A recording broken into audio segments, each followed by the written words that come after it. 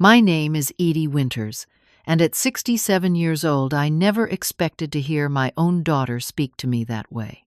"If you want to come for Christmas, come wash the dishes," Amanda yelled through the phone, her voice cold and dismissive.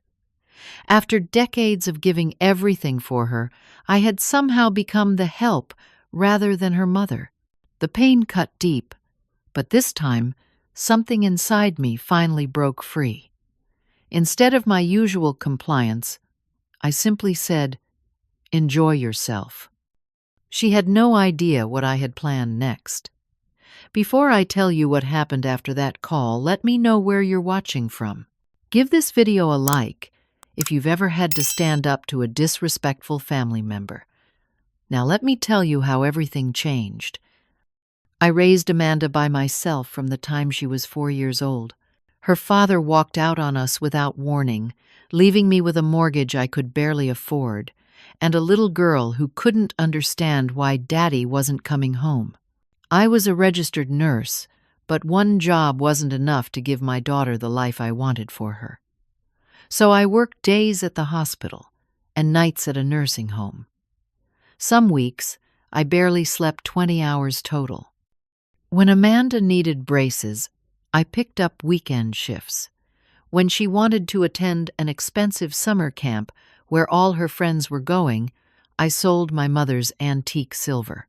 When college applications came around, I took out a second mortgage so she could attend a prestigious university without student loans. I wanted my daughter to have every opportunity I never had. "Mom, you work too hard." Teenage Amanda would sometimes say, her eyes reflecting genuine concern, "I'm fine with the public school. You don't need to pay for private." But I insisted. "Education opens doors, sweetheart. Nothing's too good for my girl." During those early years, Amanda was appreciative. She studied hard, graduated with honors, and landed a good job at a marketing firm in Boston. I was so proud watching her walk across that stage in her cap and gown, knowing all those sleepless nights had been worth it. Everything changed when she met James Harrington at 28. The Harringtons owned a chain of luxury car dealerships across New England. Their family had the kind of old money that Amanda had never been exposed to. I still remember meeting his parents at the engagement party, how they looked around my modest home with barely concealed disdain. "Quite cozy Mrs. Harrington," had commented, examining my handmade curtains. After the wedding, Amanda changed subtly at first. She began apologizing for my clothes when I visited their new home in Beacon Hill. She suggested I could update my hairstyle before important family functions. She winced when I mentioned my neighborhood. "Mom, you really should consider moving somewhere safer," she'd say, though there had never been any issues in my community of 30 years. I made excuses for her behavior. She was adjusting to a new social circle. She was under pressure from her in-laws. She was busy with her career, but as the years passed, the excuses wore thin. When my grandchildren came along, beautiful Lucy and Tyler, I thought things might improve. I longed to be the doting grandmother to spoil them with homemade cookies and weekend sleepovers. Amanda had other ideas.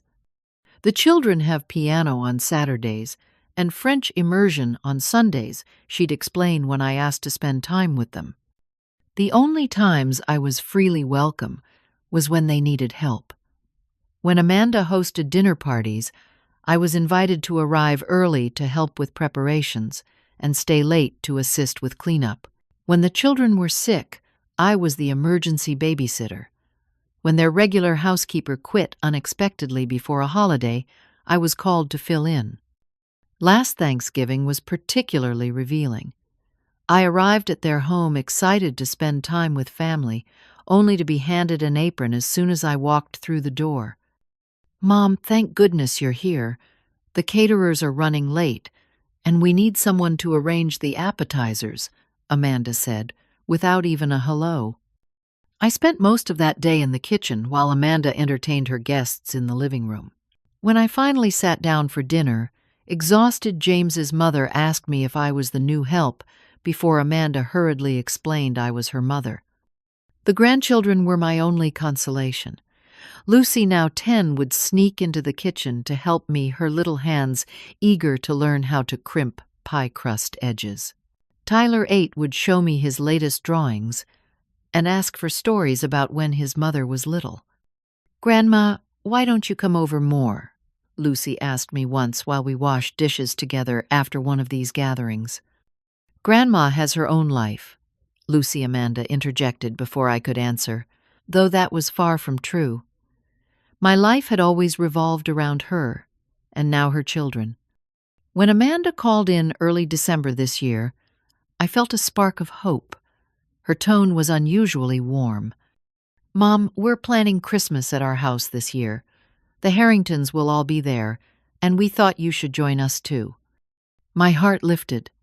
Perhaps she had finally realized the importance of family. Perhaps things were changing. "I'd love that, Amanda. Thank you for thinking of me." "Great," she said, and I could hear the smile in her voice. "We'll do presents in the morning, then. Dinner at 4. I'm thinking traditional this year. Turkey, ham, the works." "That sounds wonderful. I could bring my cranberry relish. The one you loved as a child." There was a pause, and when she spoke again, her tone had changed. "Actually, I've already ordered everything from that gourmet place in Cambridge. But you know what would be helpful? If you could come early to help set up, and maybe stay after to help with dishes." I felt the familiar sinking in my stomach. Not a guest. The help.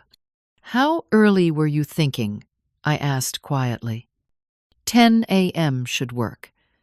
That'll give you time to arrange the dining room and polish the silver before everyone arrives. Everyone arrives. What time will the other guests come? Around 1. The Harringtons like their holiday cocktails before presents. 3 hours of setup work before being allowed to join the celebration. I took a deep breath. "And you mentioned dishes." That's when her true colors showed. Her voice turned sharp, impatient. "Well, obviously, Mom, someone has to clean up. The service staff is triple their usual rate on Christmas Day, and it's not in our budget. If you want to come for Christmas, come wash the dishes. Otherwise, we can just see you another time." In that moment, something inside me finally broke. All those years of sacrifice, of putting her needs first, of accepting the scraps of her attention, for what? To be the unpaid help at her picture-perfect Christmas. "If you want to come for Christmas, come wash the dishes." Her words echoed in my head, each repetition like a slap across my face. I gripped the phone tighter, feeling an unfamiliar heat rise within me. Not the usual hurt that I would swallow down, but something different. Something that had been building for years. "Amanda," I said, my voice surprisingly steady, "I've decided I won't be able to make it this year." "What? But the children are expecting you," she protested, though we both knew she had made no such promises to Lucy and Tyler. "I'm sure they'll understand. I've made other arrangements." "What other arrangements?" "You don't have other family." The dismissive way she said it made my teeth clench. "I have plans," I said simply. "Enjoy yourself." There was silence on the line. I had never declined one of her invitations before, no matter how thinly disguised as a demand for service it was. "Mom, you're being ridiculous. Just come at 10 like we discussed." "No, Amanda. Not this year. Merry Christmas to you and the family." I hung up before she could respond, my hands shaking. Then I sank down onto my kitchen chair and did something I hadn't done in years. I cried. Not the quiet, hidden tears I'd become accustomed to, but deep, racking sobs that came from somewhere primal within me. How had it come to this? When had my daughter, The little girl who once made me Mother's Day cards with glitter and too much glue becomes someone who would speak to me that way. What had I done wrong in raising her? After 20 minutes of letting the emotion flow, I wiped my eyes and looked around my modest apartment. It was small but clean, decorated with treasures from a lifetime of experiences. Photos of Amanda growing up. The hand-carved wooden box my late husband John had given me on our first anniversary. John. The thought of him brought a fresh pang, but also a strange sense of clarity. We had only been married for 3 years before the cancer took him when Amanda was just 4.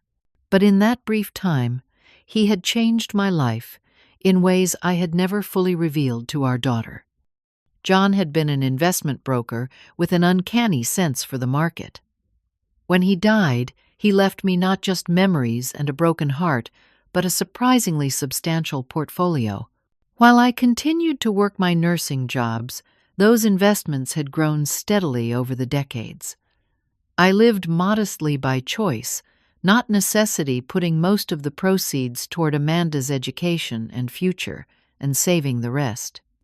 6 years ago, after retiring from nursing, I had made an impulsive decision during a vacation to Mexico's Yucatan Peninsula.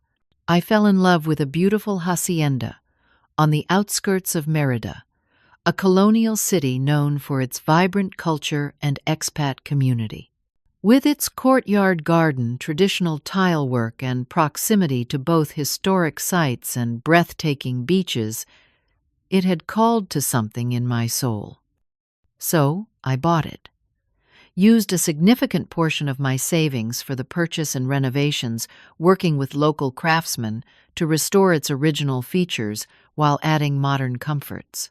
I spent several months there each year making friends with neighbors, both local and expatriate, learning rudimentary Spanish and experiencing a sense of peace I hadn't known was possible. But I had never told Amanda about it. At first it was because I wanted to be sure the purchase wasn't a mistake. Then, as I witnessed her increasing materialism and status consciousness, I became reluctant to reveal my financial situation. Would, knowing about my relative comfort, change how she treated me? Would it make her respect me more, or would she simply see me as another resource to be utilized? I kept the hacienda as my private sanctuary, my escape from the role I had been cast in within my daughter's life. The housekeeper, the babysitter, the dishwasher. My phone rang again. Amanda calling back, no doubt, to demand an explanation or attempt to manipulate me into changing my mind. I let it go to voicemail. Instead, I picked up my cell phone and called the one friend who knew about both my financial situation and my complicated relationship with my daughter. Margaret, it's Edie. I think I've finally reached my breaking point with Amanda. Margaret had been my colleague in the nursing department for 20 years and remained my closest friend in retirement. She had witnessed firsthand the sacrifices I made for Amanda and had been gently suggesting for years that I establish better boundaries. "What happened?" she asked, concern evident in her voice. I recounted the phone call, my voice breaking slightly as I repeated Amanda's demands. "And what did you say?" Margaret asked when I finished. I told her I had other plans and to enjoy herself. Margaret's laugh was both surprised and delighted. "Edie Winters, did you actually stand up to her? I'm so proud of you." "I'm not sure what came over me," I admitted. "But I'm done being treated this way. I'm her mother, not her servant." "It's about time," Margaret said firmly. "So, what are your plans for Christmas now?" I hesitated for only a moment before the idea crystallized. I think it's time I spent Christmas at my hacienda. And maybe it's time Amanda learned the truth about my life. "You're going to tell her about the house in Mexico?" Margaret sounded both surprised and intrigued. "Not tell her," I said, a small, unfamiliar smile forming on my lips. "Show her." I booked a flight to Merida for the following week, giving myself plenty of time before Christmas to settle in and prepare. As the plane descended toward the Yucatan Peninsula, I felt the familiar lightening of my spirit that always accompanied my arrival here. The landscape below shifted from deep blue Caribbean waters to the lush green canopy of tropical forest, interspersed with the geometry of henequen plantations that had once made this region wealthy. My caretakers, Sophia and Miguel, had the hacienda ready as always. They lived in the small casita on the property and maintained everything beautifully during my absences. Walking through the grand wooden doors into the central courtyard with its fountain and riot of bougainvillea, I felt truly at home. Senora Eddy, welcome back. Sophia greeted me warmly. Everything is ready for your stay. The hacienda was modest by local luxury standards, but to anyone accustomed to middle-class American housing, it would seem quite impressive. 4 bedrooms arranged around a central courtyard, with high ceilings, original colonial tile floors, and a blend of antique wooden furniture and comfortable modern pieces. The kitchen had been updated with high-end appliances while maintaining its traditional charm with local Talavera pottery displayed on open shelves. My favorite feature was the rooftop terrace, where I could watch the sunset over the city with a glass of wine, surrounded by potted palms and colorful textile cushions on built-in benches. I'd spent countless evenings there, sometimes alone with a good book, sometimes entertaining the eclectic mix of friends I'd made in Merida. That first evening back, I called my neighbor Elaine, an expat from Chicago who had retired here 5 years before me. "You're back early this year," she noted, when she came over for coffee the next morning. "I thought you were spending Christmas with your daughter." I explained the situation, feeling a mix of lingering hurt and newfound resolve. "Good for you," Elaine said firmly. "Family doesn't get a pass to treat you poorly just because they're family." Over the next few days, I settled into the gentle rhythm of life in Merida. Morning walks to the local market for fresh fruits and flowers. Afternoons reading in the garden or exploring the city's museums and colonial architecture. Evenings spent with my local circle of friends, a diverse group of Mexican nationals and expatriates from around the world. As Christmas approached, I decorated the hacienda with a blend of American and Mexican holiday traditions. A small tree with twinkling lights in the main salon, but also paper lanterns strung across the courtyard, and a handcrafted nativity scene, or nacimiento, that I'd purchased from local artisans years ago. Sophia helped me prepare traditional Yucatan dishes that I'd come to love, like coquinita pibble, slow-roasted pork, marinated in achiote and sour orange juice. I baked my mother's gingerbread cookies, filling the kitchen with the familiar spicy sweet scent of childhood Christmases. My local friends invited me to join them for various holiday celebrations, including a posada, the traditional procession, reenacting Mary and Joseph's search for lodging.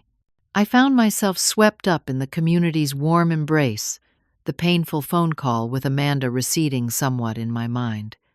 But not entirely. On Christmas Eve, as I arranged a festive tablescape on the dining terrace for a small dinner party I was hosting, I thought of Lucy and Tyler opening presents without me the next morning. A pang of sadness shot through me, but I reminded myself that this separation was not my choice. If their mother valued my presence as anything other than unpaid help, I would be there with them.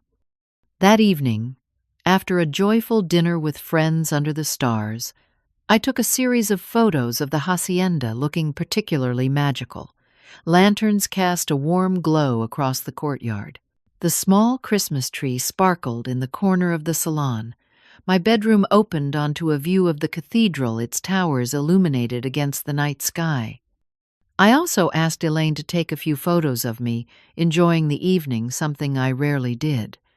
Me raising a glass with friends around the dinner table, Me sitting contentedly on my terrace swing. Me beside the beautifully decorated Christmas tree. The next morning, Christmas Day, I took my coffee to the rooftop terrace and opened my phone's photo gallery. I selected the most attractive images from the previous evening, careful to ensure they clearly showcased the beauty and obvious expense of the property without being ostentatious. Then I opened Instagram, an account I rarely used, except to quietly follow Amanda and see photos of my grandchildren. I uploaded the carefully curated selection of images with a simple caption, "Enjoying Christmas at my little place in Yucatan. Wishing peace and joy to everyone this holiday season." I hesitated only briefly before pressing share, then set my phone aside and focused on enjoying the perfect December morning. The temperature was a pleasant 75 degrees, the sky, a clear blue that seemed to promise good things ahead. From somewhere nearby, I could hear Christmas music with its distinctly Mexican rhythm. For several hours I didn't check my phone. I read a novel, prepared a light lunch, and exchanged Christmas calls with a few old friends from back home, including Margaret. "Did you do it?" she asked eagerly when she called. "Did you post the photos?" "I did," I confirmed. "This morning." "And has she seen them?" "I haven't checked," I admitted. Part of me is dreading her reaction, and another part doesn't want to let her response ruin my Christmas. "Well, when you do check, call me immediately," Margaret insisted. "I want to hear every detail." By mid-afternoon, curiosity finally got the better of me. I picked up my phone to find it buzzing with notifications. Comments from acquaintances expressing admiration for the beautiful property and wishing me happy holidays. And messages. So many messages from Amanda, starting with confusion, moving quickly to disbelief, then shifting to something between outrage and calculation. The first had come within minutes of my post. "Mom, where are you? Whose house is that?" 20 minutes later. "Are you in Mexico? What's going on?" Then, "Why haven't you ever mentioned owning property in Mexico? Is this some kind of joke?" As the hours passed without my response, her messages grew more frequent and increasingly frantic. "Mom, please call me immediately. The kids are asking where you are. Is that place really yours? How can you afford something like that? Were you keeping this a secret from us on purpose? I don't understand. James wants to know if this is why you couldn't help us with Lucy's private school tuition last year." By early evening, the messages had shifted tone again. "The house looks absolutely gorgeous. You should have told us. We would have loved to visit. The children would be thrilled to see Mexico. Perhaps we could plan a family trip. Mom, please call me back. I'm worried about you." I scrolled through message after message, marveling at the evolution of her response. Not once was there an apology for how she had spoken to me. Not once was there acknowledgement of why I might have chosen to spend the holiday elsewhere. It was all about her confusion, her feelings of betrayal, and ultimately her interest in what my apparent financial comfort might mean for her. According to my phone, she had called 71 times throughout the day. 71 attempts to reach me, each one ignored, as I enjoyed a peaceful Christmas, surrounded by people who valued my company for itself, not for what service I could provide. As the sun began to set on Christmas Day, casting a golden glow across my terrace, I finally decided it was time to respond. Not with a call, but with a simple text. "Merry Christmas. Amanda. The hacienda is indeed mine, purchased 6 years ago. I hope your holiday dinner came together smoothly without my help. I'll call you tomorrow." My phone rang less than a minute after I sent the text. No surprise there. I let it ring through to voicemail, then listened as Amanda's voice came through. pitched higher than normal with obvious agitation. "Mom, pick up. I know you're there. You can't just drop a bombshell like this and then ignore my calls all day. This isn't like you. Call me back immediately." I smiled slightly at "this isn't like you." She was right about that. Standing up for myself, setting boundaries, refusing to be at her beck and call. None of that was like the mother she had come to take for granted. But perhaps it was time she met the real Edie Winters, not just the accommodating doormat I had allowed myself to become. 10 minutes later, she called again. This time I answered. "Hello, Amanda." Finally, she exclaimed. "What is going on? Where are you? Whose house is that?" "I told you in my text. The hacienda is mine. I purchased it 6 years ago as a retirement property. I spend several months here each year." There was a long silence. When she spoke again, her voice had taken on an accusatory edge. 6 years. You've owned property in Mexico for 6 years and never thought to mention it to your only daughter. "It never seemed relevant to our relationship," I replied calmly. "You've been quite clear about the role you expect me to play in your life, and it doesn't typically include discussing my personal finances or property investments." Another silence, longer this time. I could almost hear her mind working, reassessing everything she thought she knew about me. "I don't understand," she finally said. "If you can afford what did you call it? A hacienda in Mexico, then why do you live in that tiny apartment? Why do you still drive that old Toyota? Why were you always talking about being on a fixed income when I was growing up?" The incredulity in her voice would have been comical if it wasn't so revealing of how she viewed me. "I live modestly because that's my preference," I explained. "I don't need material things to feel fulfilled." The hacienda was an exception, something I fell in love with and decided to invest in for my retirement years. "But you could have told me." Her voice rose again. "Do you know how many times I've worried about you struggling to make ends meet? How guilty I've felt about not being able to help you financially?" That made me laugh outright, a short, disbelieving sound. "Guilty? Is that why you asked me to work as unpaid household staff for Christmas? Out of concern for my financial well-being?" She didn't have an immediate response to that.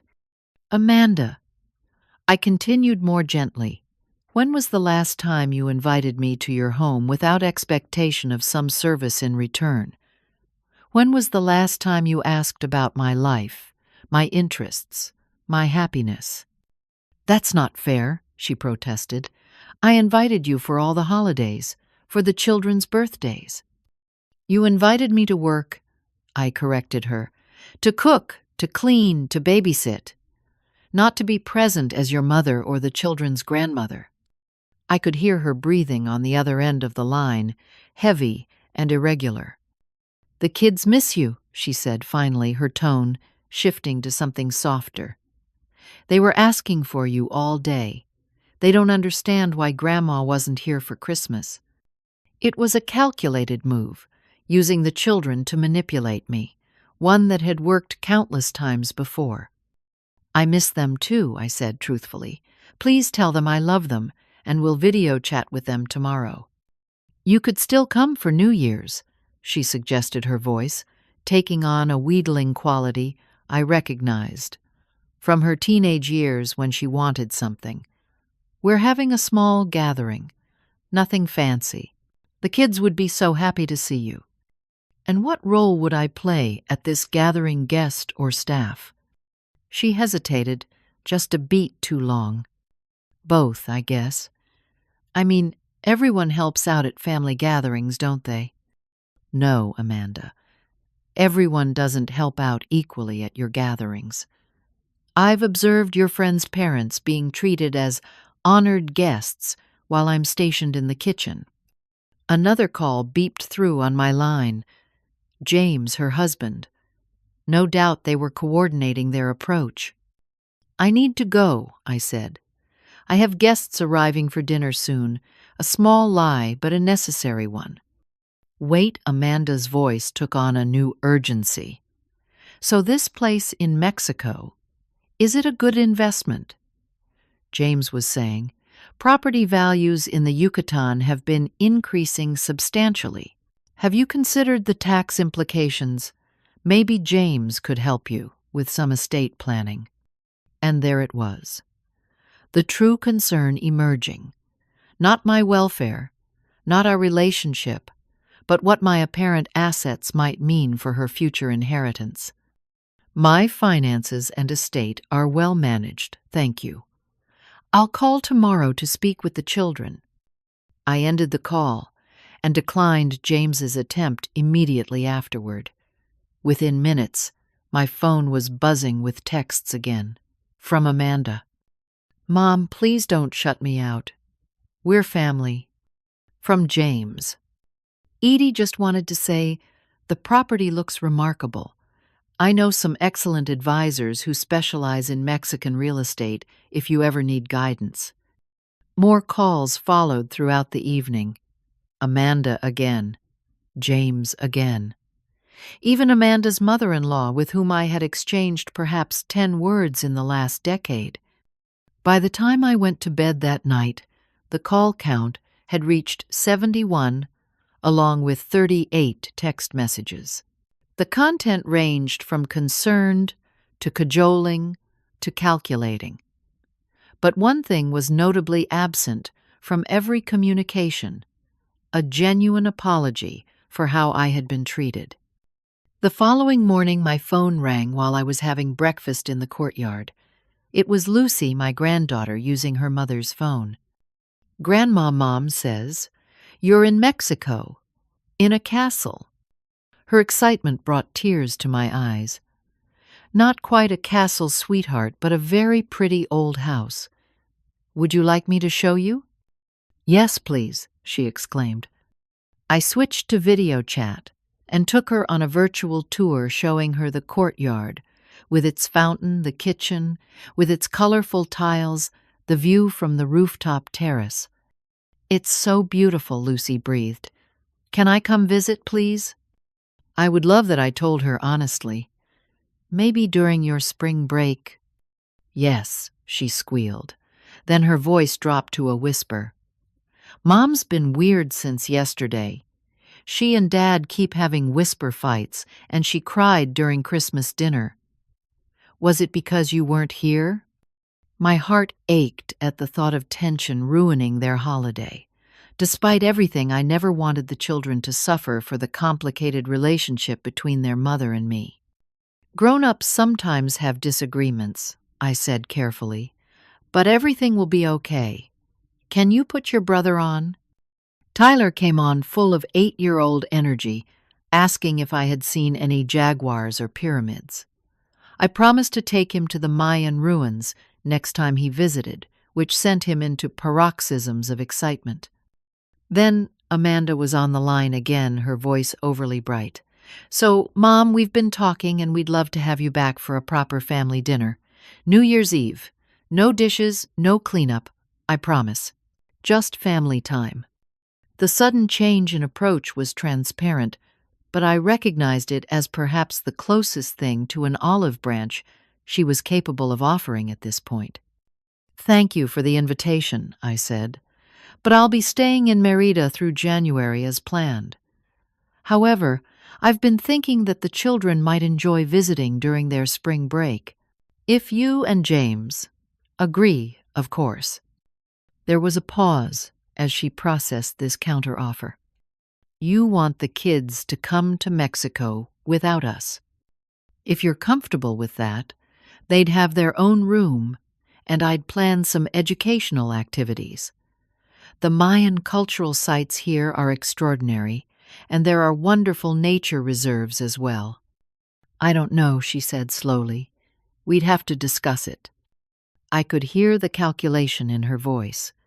weighing the children's obvious enthusiasm against her desire to maintain control, to be included in this unexpected new aspect of my life. "Of course," I said. "Think about it and let me know.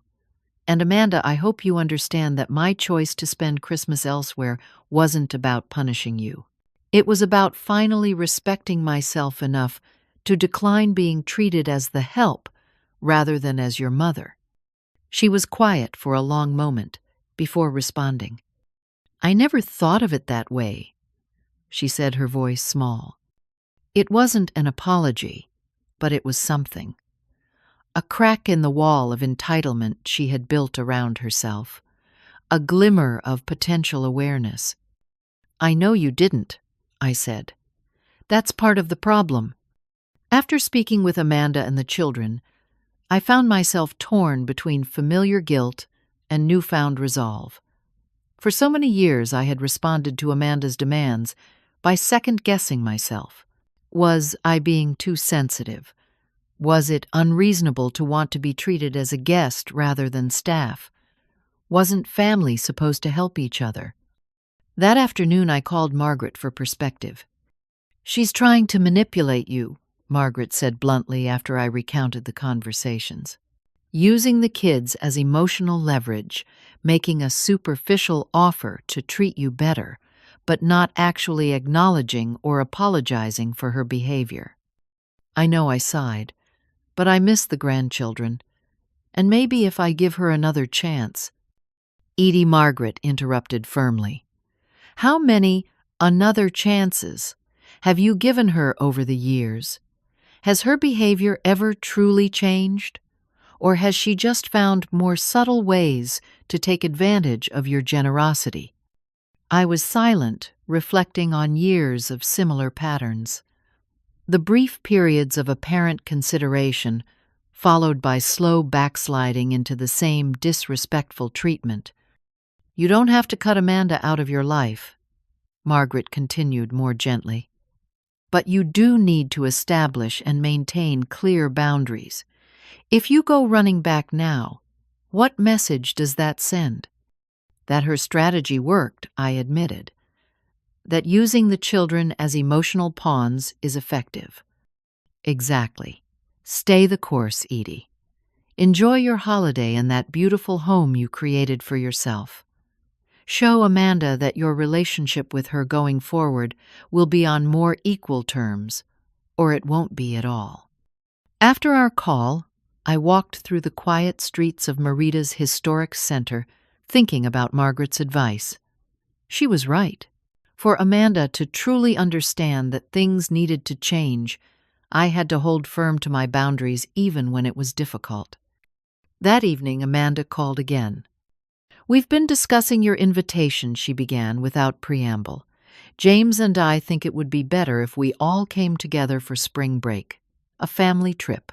The children shouldn't travel internationally without their parents." I noted the rationalization.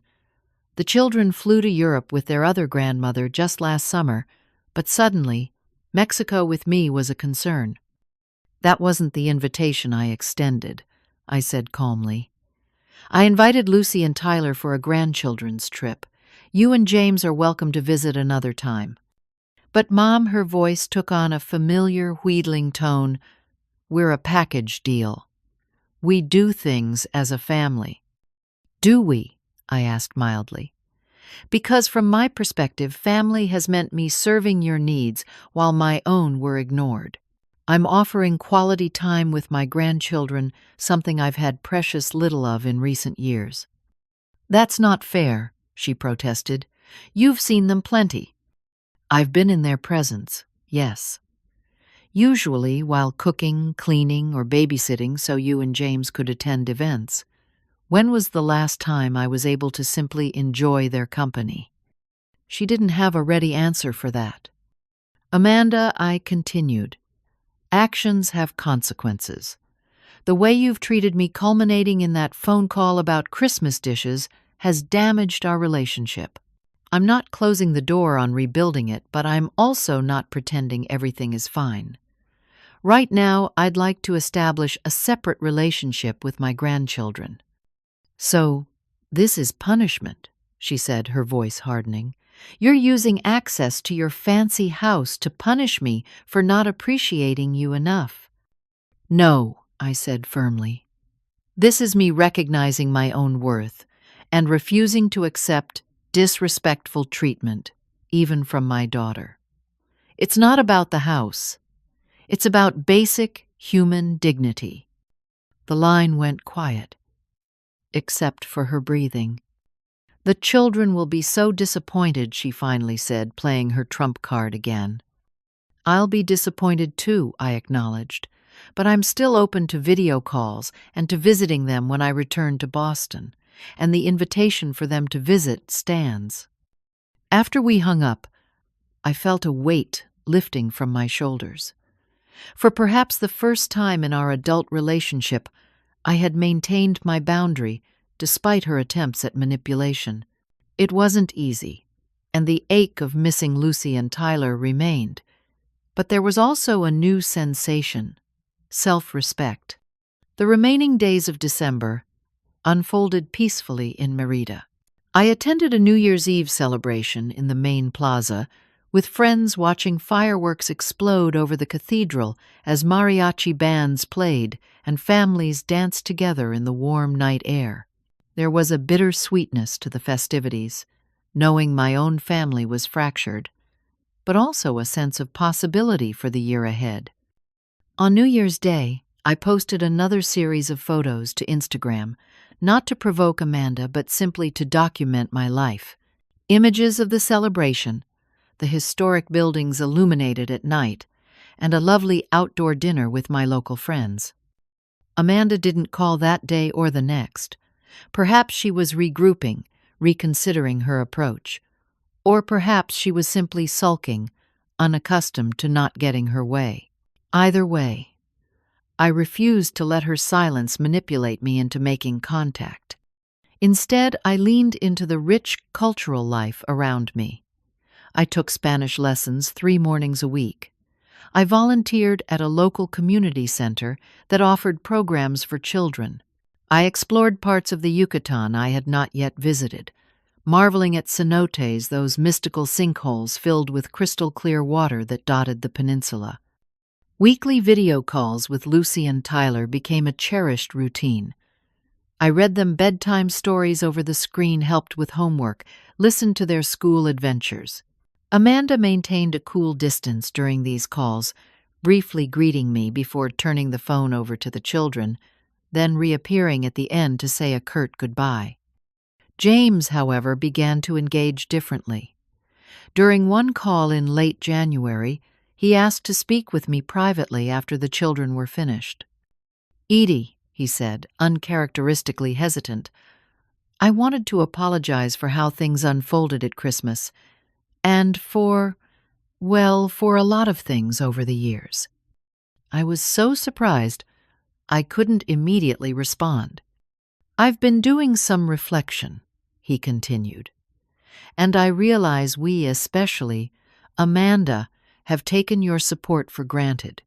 You've always been there whenever we needed help, and I guess we stopped seeing that as the gift it was and started treating it as an expectation. Thank you for saying that James I managed.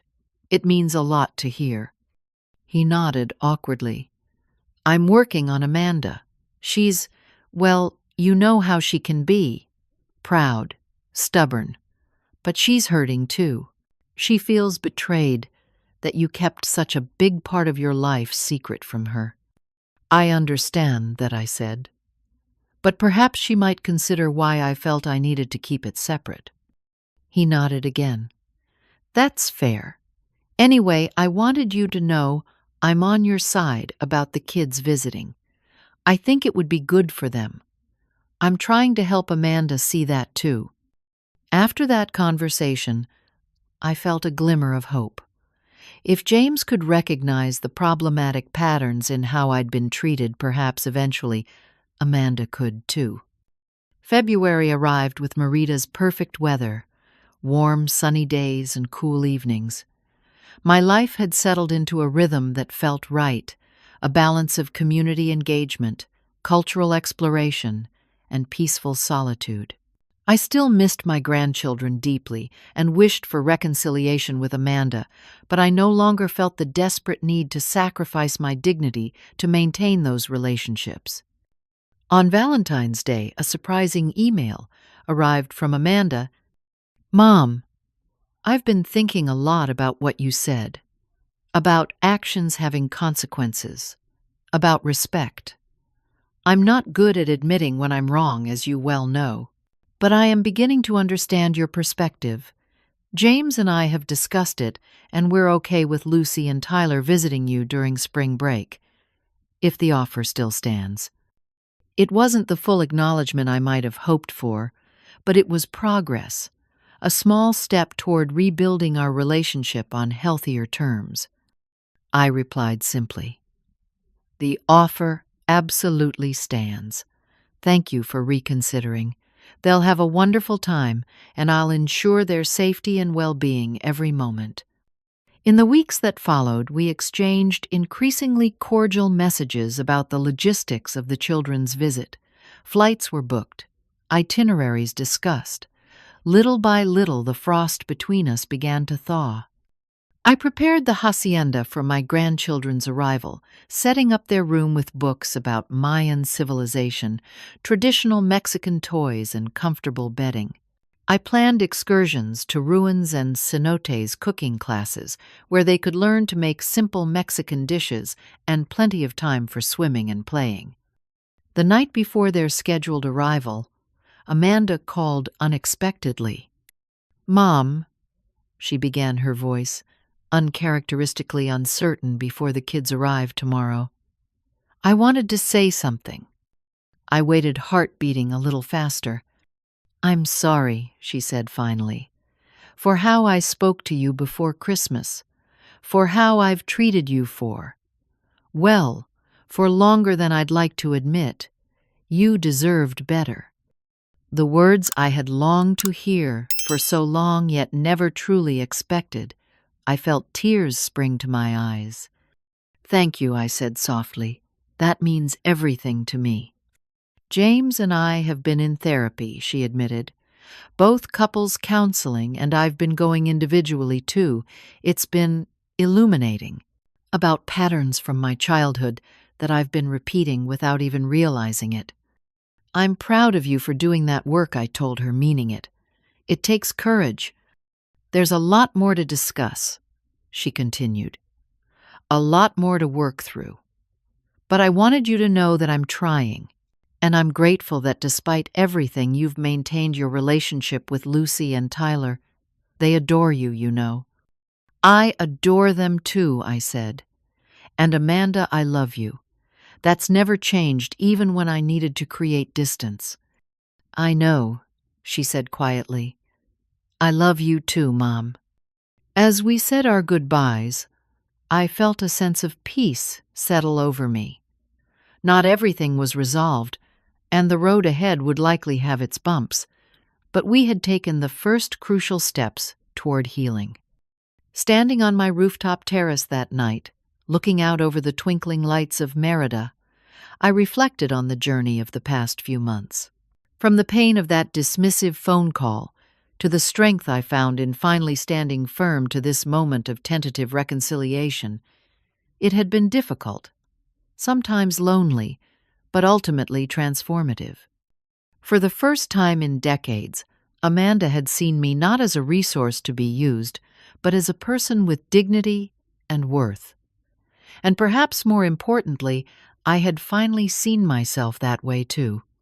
Spring break arrived with a flurry of excitement. Meeting Lucy and Tyler at the Merida airport, seeing their eyes widen as they took in the colonial architecture and vibrant colors of the city, watching them explore every corner of the hacienda with unbridled enthusiasm. These moments filled my heart in ways I hadn't experienced in years.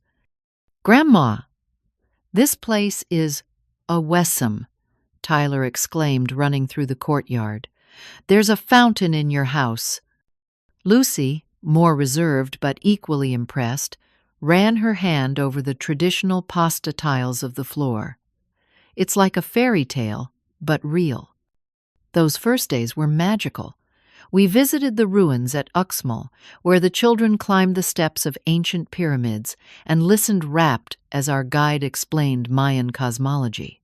We swam in cenotes, those mystical natural sinkholes, unique to the Yucatan. Their crystal-clear waters reflecting dappled sunlight from openings above. We took a cooking class where they learned to make simple versions of coconita pibble and proper Mexican hot chocolate. Throughout it all, I documented their joy with photos and videos, sending daily updates to Amanda and James. Their responses grew increasingly warm as they saw their children thriving under my care. Midway through the week, during our nightly video call, Amanda surprised me. "Mom, would it be all right if James and I flew down for the last weekend? Not to interfere with your time with the kids, but maybe to experience some of this together, as a family." The question caught me off guard. My immediate instinct was wariness.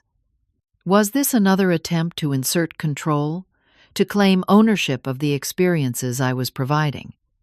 But the hesitancy in her voice suggested something else. Vulnerability. Hope. "I'd like that," I said after a moment. "The hacienda has plenty of room. The children would be thrilled." "Really?" The relief in her voice was palpable. "Thank you. We'll book flights right away."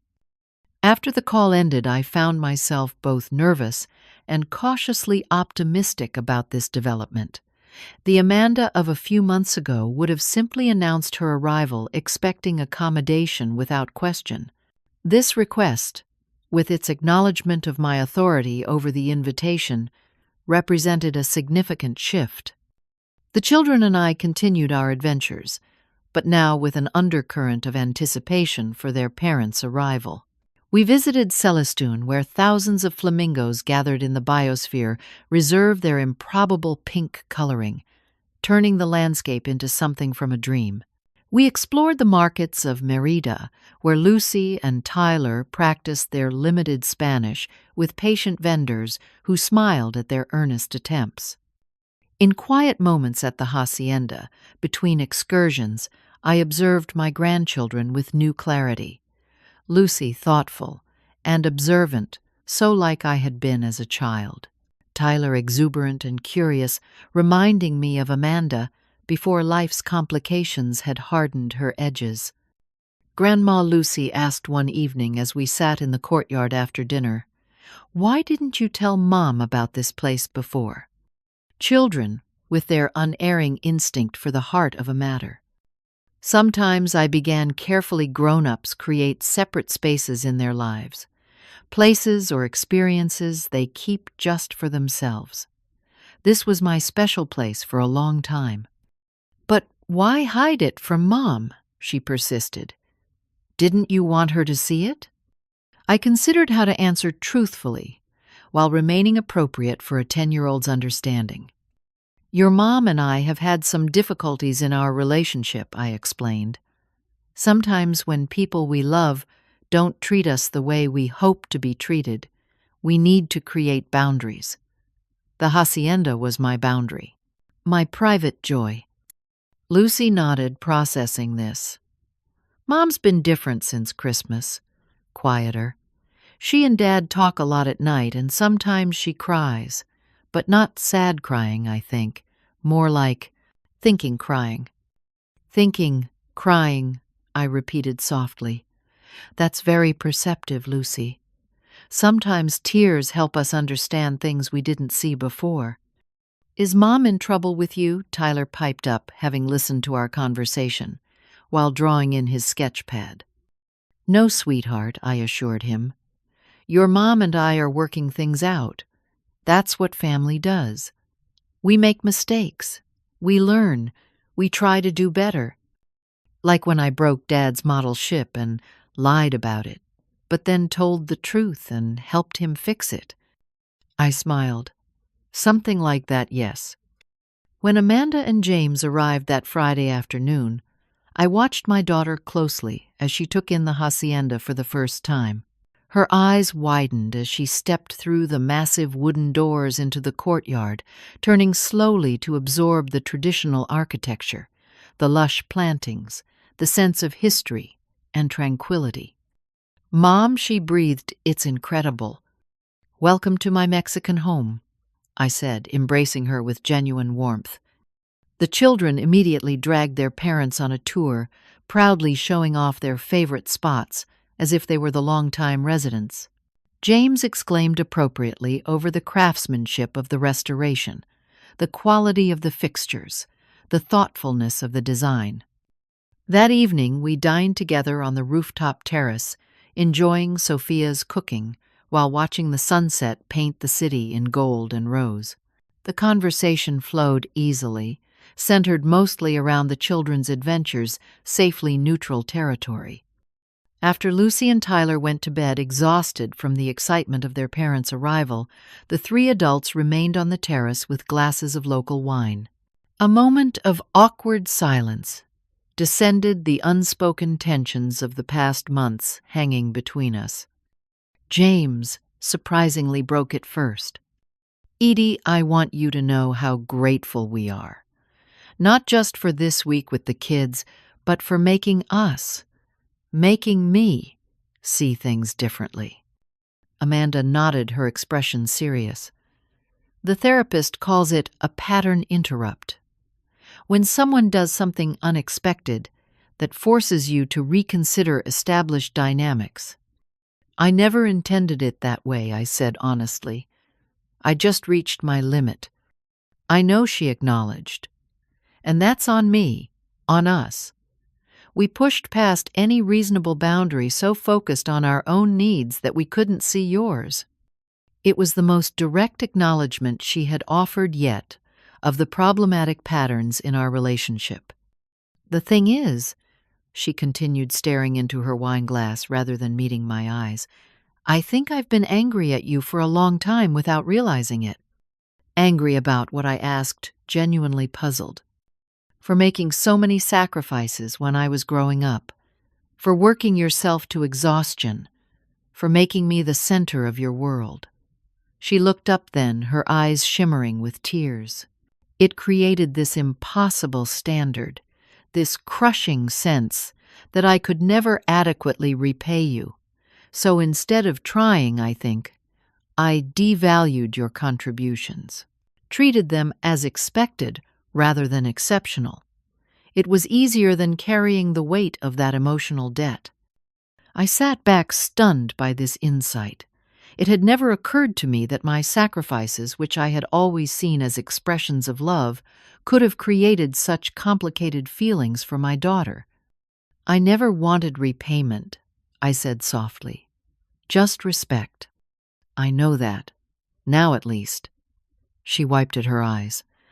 "But I think I've been punishing you for making me feel indebted my entire life. How messed up is that?" James reached over to squeeze her hand supportively. "And then finding out about this place," she gestured around the beautiful terrace, "realizing you had resources you never mentioned, capabilities I never acknowledged. It forced me to confront all these assumptions I'd made. About you needing me more than I needed you. About having the upper hand somehow." Her candor was both painful and healing, like lancing a long-festering wound. "Where do we go from here?" I asked. "I don't know exactly," Amanda admitted. "But I'd like to try building something healthier. For us, for the kids. If you're willing." "I'd like that too," I said, feeling a cautious hope unfurl within me. The remainder of their visit passed in a kind of tentative harmony. We explored Merida together, the children leading the way to their favorite discoveries. We discussed potentially making this an annual family tradition, a week at the hacienda, where we could all disconnect from Boston routines and reconnect with each other. On their final evening, as we prepared for their departure the next day, Amanda approached me while I was alone in the kitchen. "Mom, I've been thinking. When you come back to Boston, would you consider— we have that guest house on the property. It's small, but it has its own entrance kitchen, Everything you'd need. Maybe you'd prefer that to your apartment. To be close, but still have your independence. The offer stunned me. Are you asking me to live on your property? Only if you want to, she hastened to add. No pressure, and no expectations of babysitting or anything else. Just being closer. For all of us. I considered it carefully. The guest house was lovely, designed originally as a writer's retreat by the property's previous owners. It would put me within walking distance of my grandchildren, while maintaining my autonomy. Let me think about it, I said. It's a generous offer. She nodded, respecting my need for space to decide. Another small but significant change from the Amanda of before who would have pressed for an immediate answer. As I watched them board their plane the next day, the children waving enthusiastically until they disappeared from view, I felt a complex mix of emotions, sadness at their departure, but also a profound sense of possibility. The fractured relationship with my daughter was beginning to mend, not through my continued accommodation of mistreatment, but through honest confrontation and mutual respect. That evening, alone again in my hacienda, I called Margaret to update her on the visit.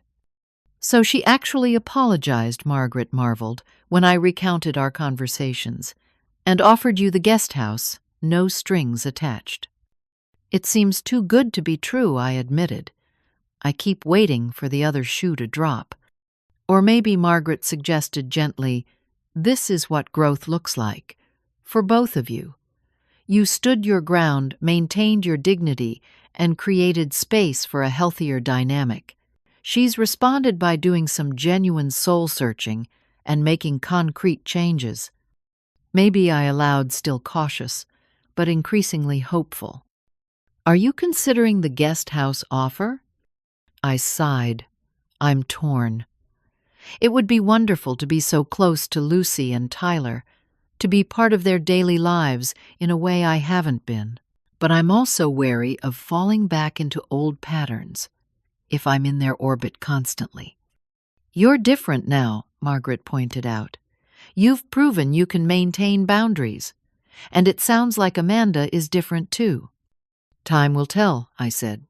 For now, I'm going to enjoy my remaining weeks here, then decide when I return to Boston. After we hung up, I sat in my courtyard as night fell, listening to the gentle splash of the fountain and the distant sounds of the city. Whatever I decided about the guest house, whatever shape my relationship with Amanda took going forward, one thing was certain. I would never again allow myself to be diminished or taken for granted by anyone, even those I loved most. The tentative reconciliation with Amanda was still in its early stages, fragile and requiring careful nurturing, but the most important reconciliation had already occurred, the one with myself.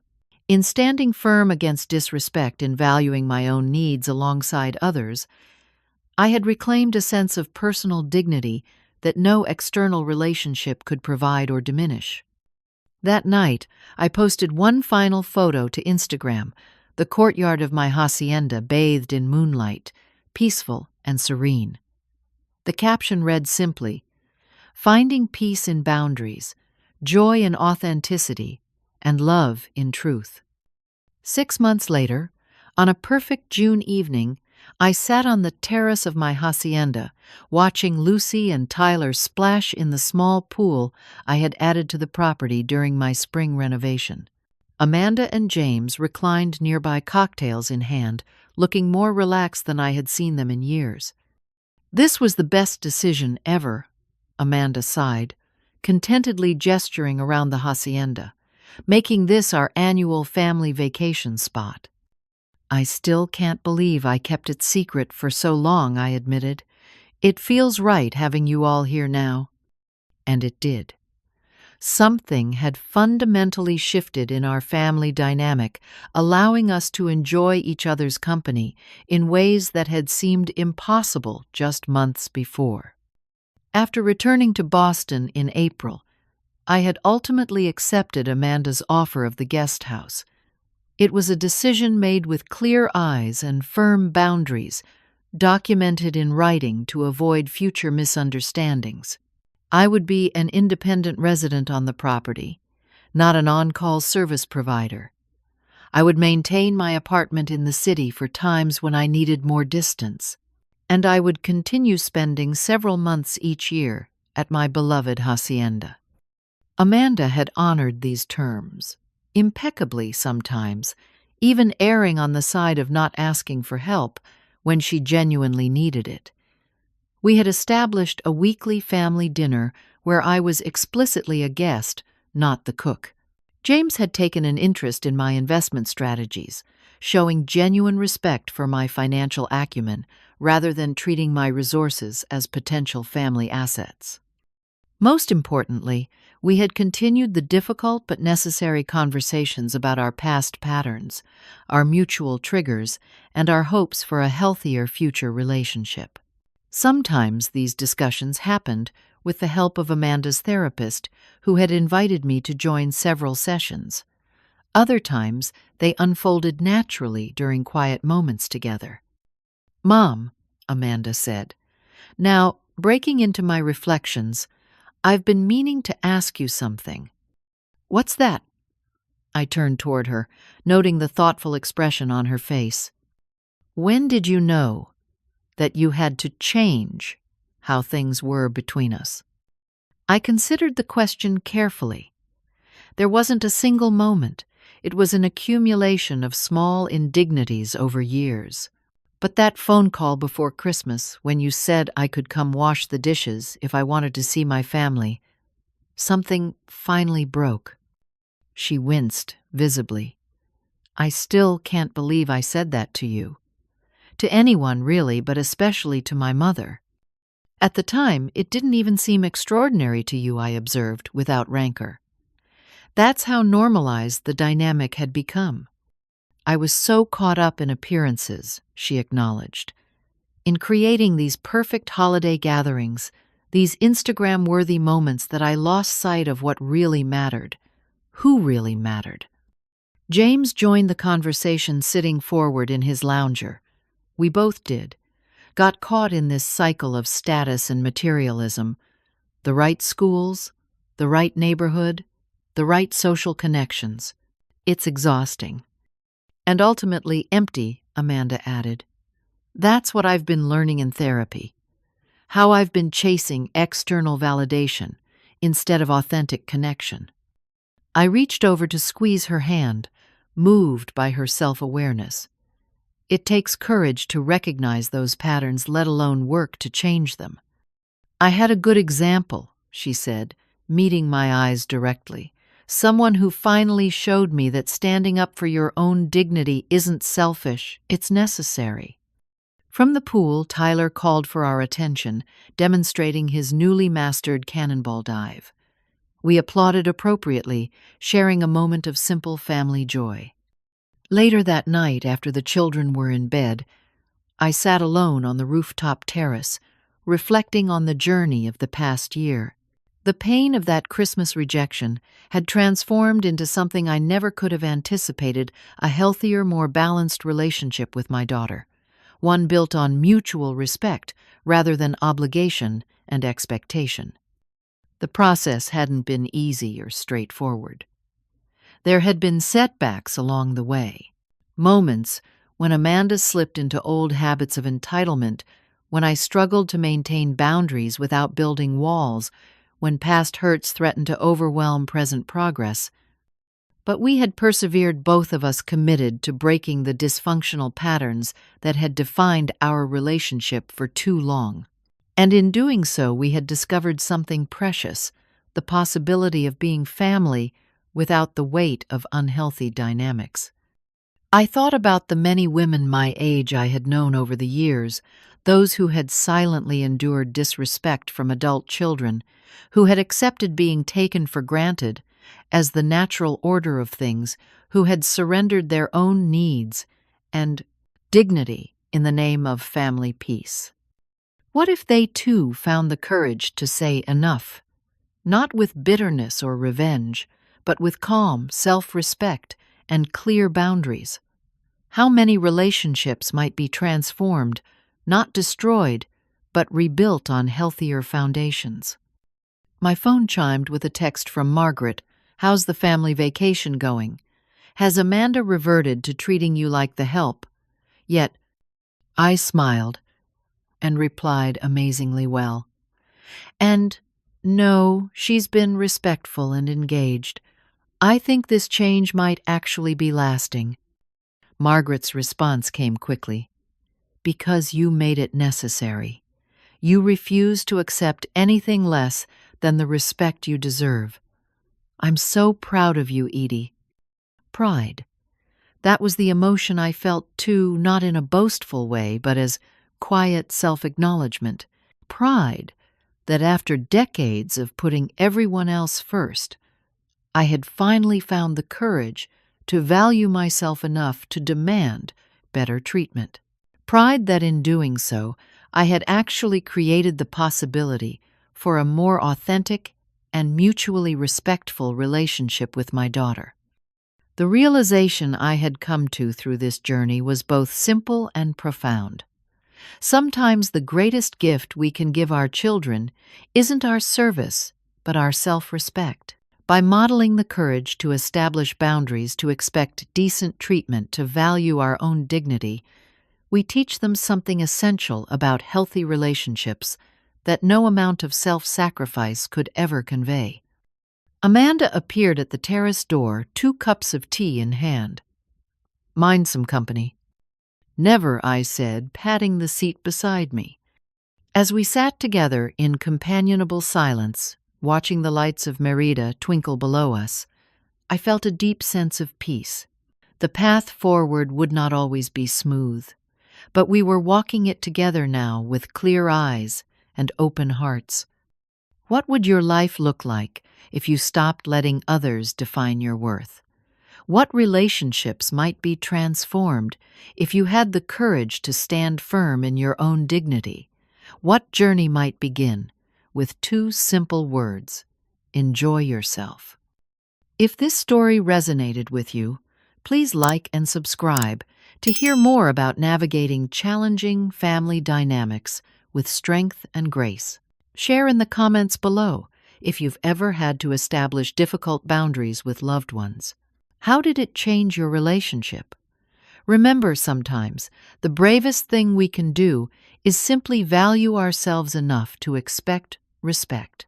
Thank you for listening, and may you find the courage to honor your own worth in all your relationships.